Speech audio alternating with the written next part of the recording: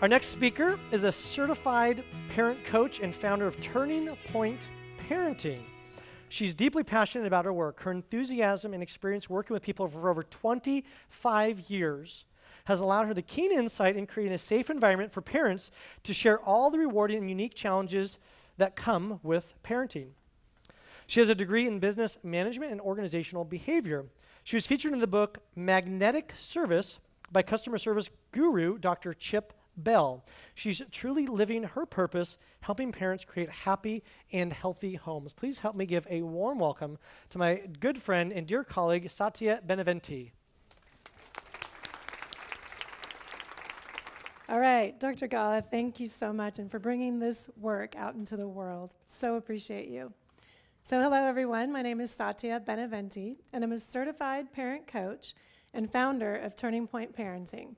And I'm deeply passionate about my work as a parent coach, where I take parents on a transformational journey where they can build more confident, connected, and compassionate relationships with their children.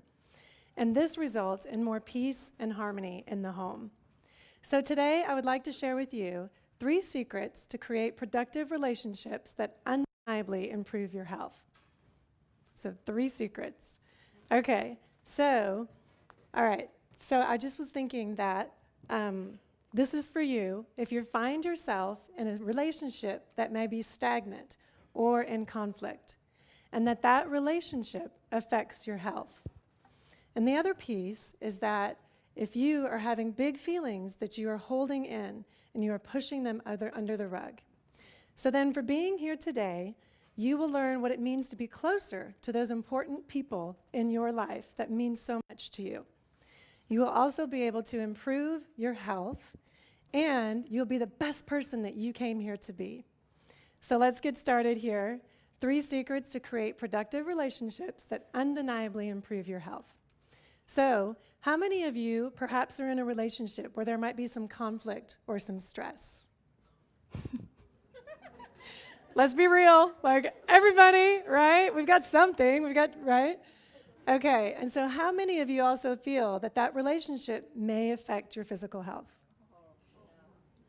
Okay, it's true. So our emotional stress absolutely affects our physical health. So the first secret is authenticity. So being authentic with your feelings. So that is the first and most important step to create the productive relationship and improve your health. So how do you find your authentic feelings? What do you do? So first, you stop and you determine what is happening for you in that moment of stress or conflict. So I realize that that's hard. That can be hard to do, right? And especially in the moment. But here's the thing. Once you begin this practice, this gets easier and easier. And what happens is we create new neural networks in our brain that will support us to allow this to be our go-to. Okay? So what is so magical about being in alignment with who you are in a relationship? It's so critically important. So what happens when in a relationship when you're not in alignment? So you are lost. You're not acting from a place of integrity with your values. You are also more reactive versus being proactive.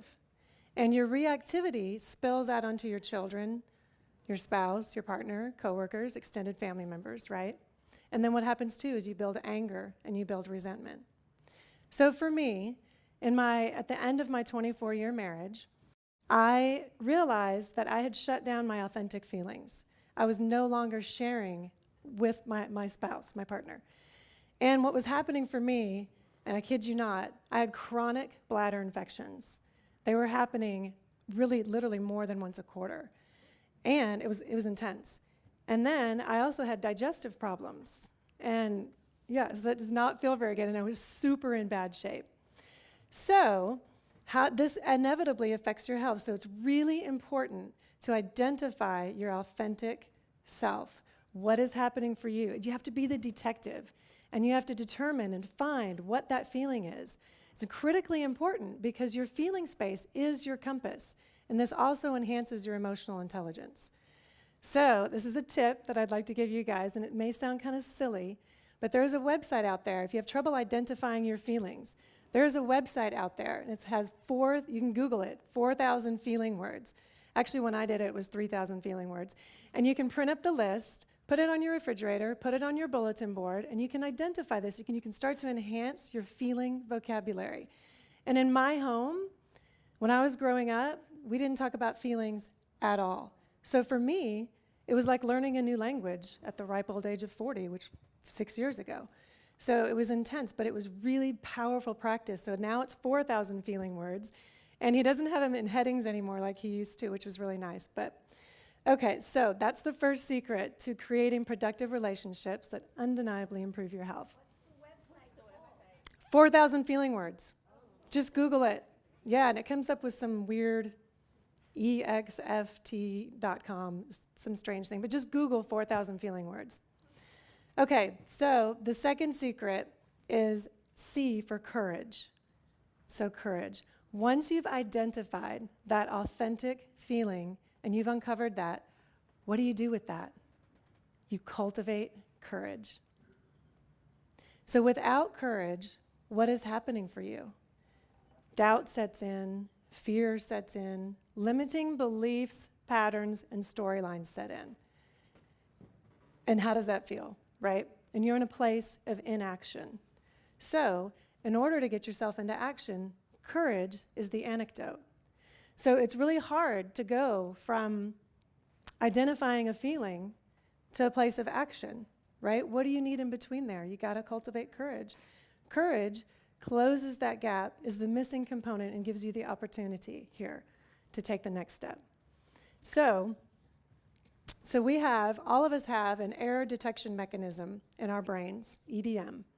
And that allows us, when we feel like we're in a place of fear or risk, we shut down. We get scared. So we fall back to the safety zone, right?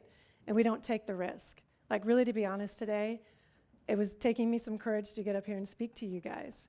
So the error detection mechanism in place. So then this inevitably affects your health, right? If you're holding in those authentic feelings and you're not getting them out, what's happening to your body? Dis-ease, right? You're off. You're not comfortable. Maybe you're not drinking enough water. You're starting to not eat properly. Perhaps you are not sleeping well anymore. Or maybe you drink excessively, whatever it is. So, taking the steps, a couple of steps here to cultivate the courage that you need. One, and this image comes to my mind, it's kind of funny, but I always think of the Wizard of Oz, the Cowardly Lion, right? What did he have to do? He had to get up there and step right in front of the great Oz and say, ask for what he wanted, right? So that was the error detection mechanism for him. He flipped that switch on and got up there and had the courage to ask what he wanted for. And then the other thing is positive affirmation mantras. Those are super helpful. They help you set your positive mind frame. Okay, so that's the second secret to creating productive relationships that will improve your health is courage. The third is T for tenacity. So you've got A for authentic feelings, C for courage, cultivating courage, and T for tenacity.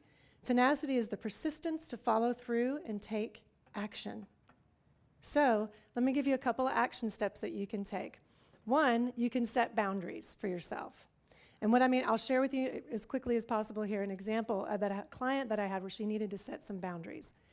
And then two, craft an empowered conversation with that person that you have in your life. And I'm going to share this, I'm really excited to. 5 steps to craft an empowered conversation with that person in your life.